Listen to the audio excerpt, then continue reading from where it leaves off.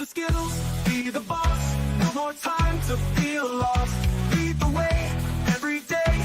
Find success, it's here to stay.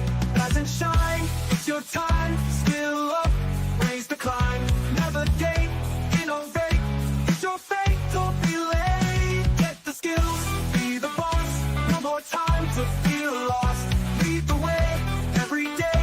Find success, it's here to stay.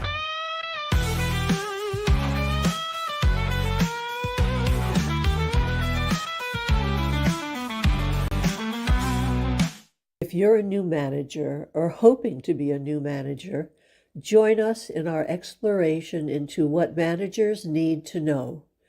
This program will set you up for success by building your knowledge and confidence in the skills you need to be effective. Hello, and welcome to What Managers Need to Know, and our first of 5 series on managing meetings. We're going to be looking at the different stages of running a meeting, from beginning it to managing the participants, to facilitating the meeting, and finally to concluding the meeting. So how many of you can't stand meetings that are boring, too long, and don't accomplish anything? In other words, a royal waste of your time. That would describe many meetings, wouldn't it? So welcome. When we talk about beginning the meeting, there are certain things that we are concerned about.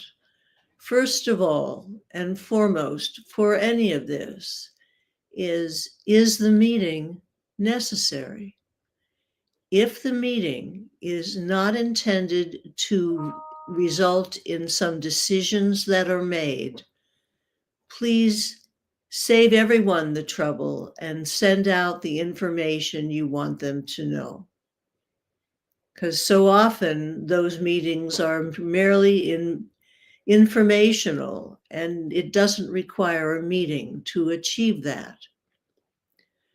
So, assuming that the meeting is intended to result in decisions that need to be made with everyone involved, was the meeting started on time? That's important. We're all very busy. We take time to go to something that is scheduled. If we're there and others aren't there, what does the meeting facilitator need to do?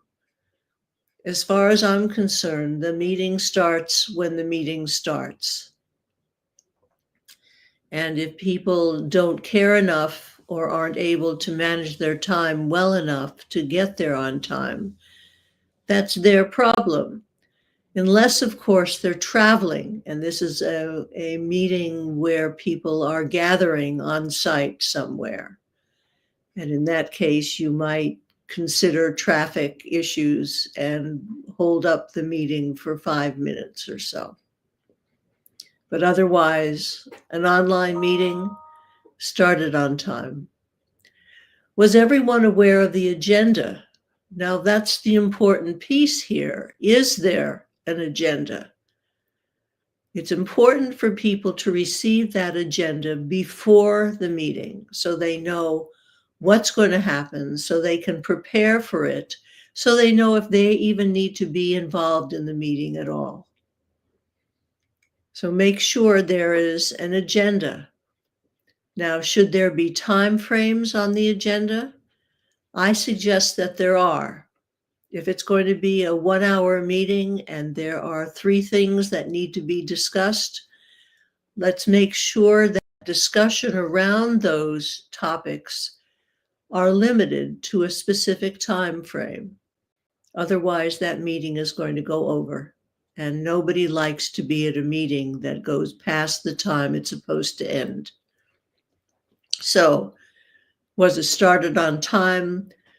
Was there an agenda, and were people aware of the agenda? And then, were the right people present?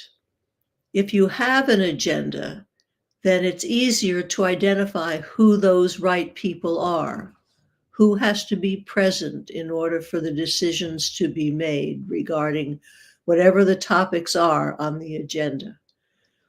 It's when we don't have an agenda and people are all hauled in for a meeting where many of them don't need to be there that creates such a bad feeling about meetings. So were the right people present? Are the people there who have the knowledge and have the ability to make the decisions that need to be made? Were people made to feel welcome? It's very uncomfortable to come to a meeting and not be acknowledged and not be welcomed. So whether it's individually or to the group, let's assume that it's an online meeting, or even if it's an online meeting, as people come in, we can welcome them if we are the facilitator or chair of the meeting. But make people feel welcome, make it clear that you recognize they've taken the time to be there and you appreciate that. Was the meeting objective clear? People need to know what the intent, the desired outcome of the meeting is. That needs to be clear in the agenda, and it needs to be clear at the beginning of the meeting. This is what we're here to do. These are the decisions we need to make. That's the reason why it's important that you are all here today, because you each have a different perspective on the issue. It's important that those perspectives be heard and considered before we make a decision. And then, was sufficient time allocated to each agenda item?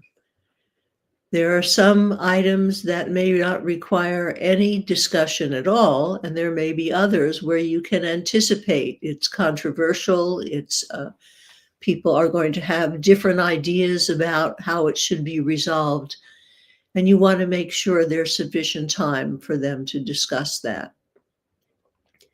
But anticipate that, put that into the agenda. When we talk in next week about how to manage the participants, having the agenda with timeframes is a very useful tool for the chair or facilitator of the meeting, because then it's possible to interrupt people if they're going on overlong or repeating what they have already said, to say, thank you for your input. It's time for us to move on to the next person, or it's time for us to move on to the next topic. So start the meeting on time. Make sure there's an agenda, and that agenda is very clear as to what the objectives are for the meeting. And those objectives should include making decisions and planning how to implement them. If it does not involve making decisions, don't waste people's time with a meeting. Were the right people present? Those who have the necessary information and perspective to make a good decision. Were they made to feel welcome? Was the meeting objective clear? And was sufficient time allocated to each agenda item? Let's talk. If you would like help with meeting management ideas, please schedule time to talk with me using the URL code or the QR code.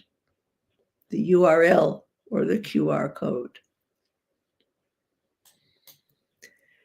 Next week, we'll look at managing participants, particularly those who tend to monopolize or those who don't speak up,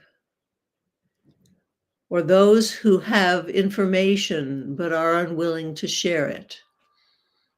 We'll be looking at some of those personality types and what the facilitator can do to make sure that everyone who has a perspective is welcome and invited and indeed does contribute to the conversation. There's no point in having somebody there who's silent the entire time when you need their perspective and input. So please join us next week.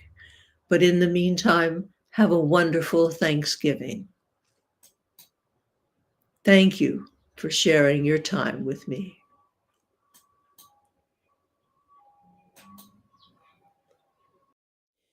Thank you so much for coming and participating in our discussion of what managers need to know. You can find the videos of this and previous sessions on my YouTube channel or under events on my LinkedIn profile. I'll look forward to seeing you again next week. Get the skills, be the boss. No more time to feel lost. Lead the way every day. Find success, it's here to stay. Get the skills, be the boss. No more time to feel lost. Lead the way every day. Find success, it's here to stay. It's here to stay. Oh, it's here to stay. It's here to stay. Yeah. Get the skills, be the boss. No more time to feel lost.